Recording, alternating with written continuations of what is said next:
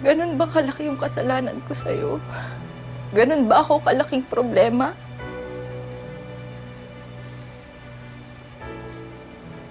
Para makipagrelasyon ka sa best friend ko? Denise, araw-araw mong pinapaalala sa akin na wala kang tiwala sa akin. Minsan nakakasakal yun. Kaya pumunta ako kay Sandra. Tumingin advice. Basta dulo nakasama pa pala yun. Di ko alam kung anong pwede kong sabihin sa'yo. Di ko alam kung anong isipin mo. Pero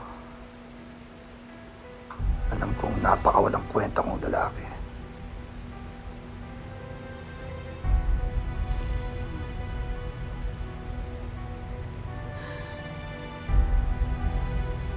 Hindi totoo yan.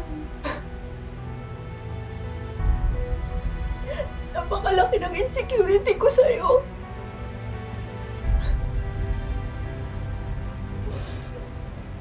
Ang totoo niya, ng taas-taas na tingin ko sa'yo eh. Na parang pakiramdam ko, anytime pwede mo akong iwanan. Kung nasaktan kita, patawad. Hindi naman yun yung intensyon ko. I was just trying to survive. Because I felt so alone. Oh, Denise.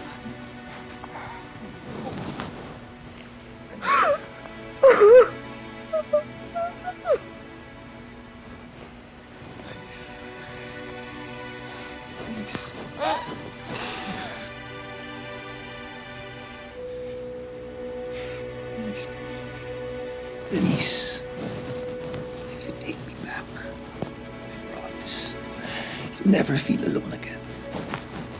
Never.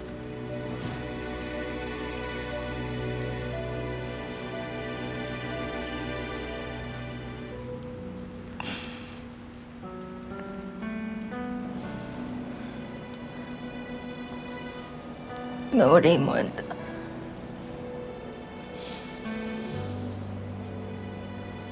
Sobrang laki na ng kasalanan natin kay Maxine.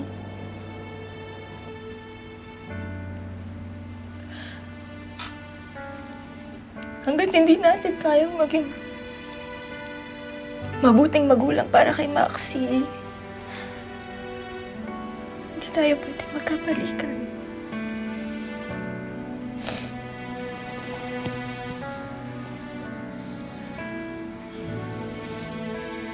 Sige na, paalam ka na sa anak ko.